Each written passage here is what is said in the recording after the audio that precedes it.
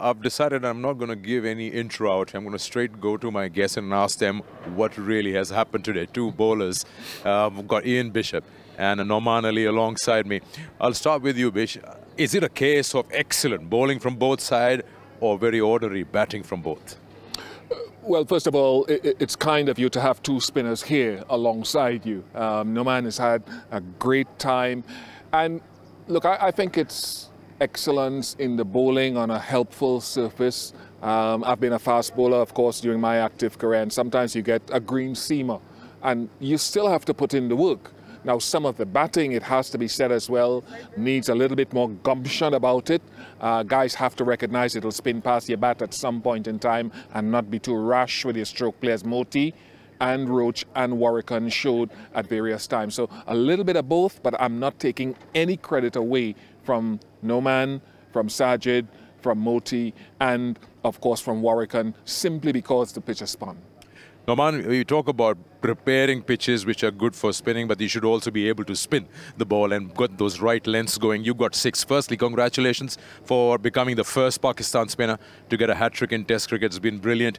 थोड़ा सा बात करते हैं आपसे, and I'll try to translate whatever answer that you give. पहले तो ये बताएं कि जो इस तरह से performance रही है overall spin की, totally satisfied हैं, और फिर आखिरी जो 3 विकेट्स थी जिन्होंने 109 रन ऐड किए वेस्ट इंडीज़ के, वो क्या था जो फेस था? पहले तो अल्लाह का लाख लाख शुक्र है कि अल्लाह पाक ने ये मुझे एजाज़ दिया कि मैंने फ़र्स्ट पाकिस्तानी हैट्रिक के लिए। और जी देखें, जिस तरह की कंडीशन थी उसके अंदर हमने बॉलिंग की और अल्हम्दुलिल्लाह अच्छी जगह पे एरिया में बॉल किए शुरू के अंदर, तो विकेट्स मिली। आई थिंक मेरे ख्याल से जो आपका जो दूसरा सवाल है कि वो जो आखिरी के रन्स थे, मेरे ख्याल से वहाँ पर थोड़ी सी हम लोगों ने जल्दी की। वहाँ पर थोड़ा सा हमें सब्र के साथ अगर बॉलिंग करते तो वहाँ पर हमें जल्दी विकेट मिल सकती थी, लेकिन थोड़ा हम जल्दी कर गए जिसकी वजह से हमें रन्स हुए वहाँ पर।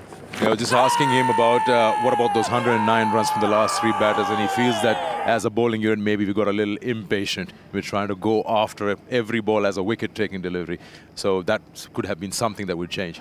What I would like to ask him as well is something that I refer to when you see this happening and the ball is spinning as much as it is. How does he handle it? How does Sajid and Abra handle the pressure of knowing they're looking to you as the main man? Does he revel in it, or is this pressure?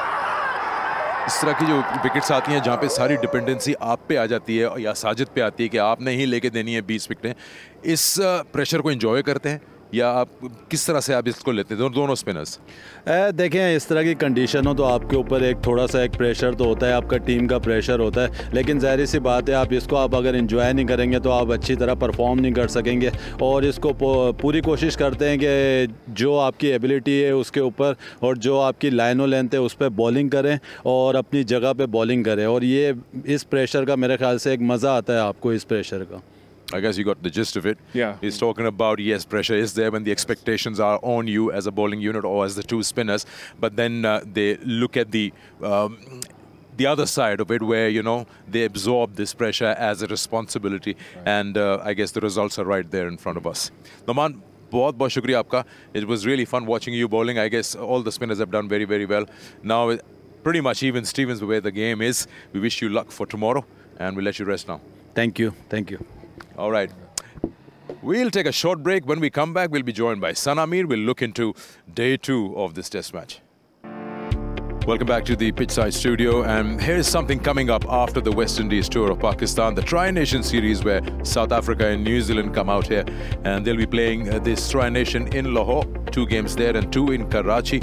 It'll be a great start or a dress rehearsal to the ICC Champions Trophy coming up. And while the 4 matches at Gaddafi Stadium and National Bank Stadium will provide the 3 sides with an excellent opportunity to finalize preparations for the ICC Champions Trophy 2025, it will be a perfect occasion for the PCB to showcase its redesigned, redeveloped venues to the world through its world-class broadcast. The Gaddafi Stadium spectator capacity increased to 35,000, new chairs installed, 480 state-of-the-art LED lights and 2 giant digital replay screens. Then at the National Bank Stadium, significant enhancements have been made, including the creation of a new hospitality enclosure for players and officials at the university end. To improve broadcast coverage, 350 LED lights have been installed, ensuring optimal visibility for global audiences, and also 2 new digital screens.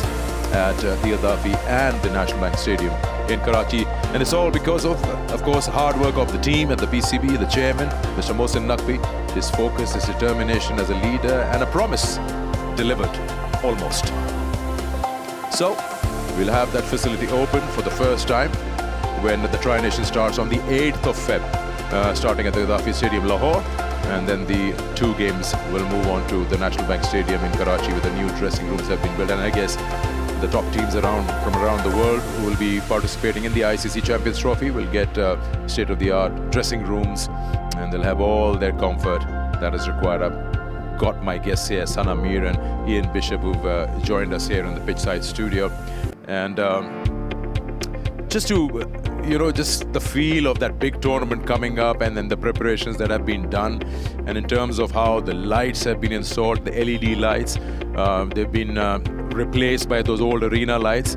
So I guess nothing's been done to the square, but just better lights, better facilities, something I'm very excited to see what's going to be like. Absolutely, better coverage and better facilities for players, and I think there was a need for that upgradation overall for the players' experience, the viewers' experience, and the spectators also. I've heard there are new seats as well, so I think all these things will definitely enhance the experience of everyone involved, all the stakeholders. It's so important, Bish, as the game is evolving in all formats. The stadiums need renovation, stadium needs upgrading, and the player comfort, of course, the spectator comfort who make the games possible is paramount. Yeah, we've seen it in the Caribbean with the recent T20 World Cup that took place, right?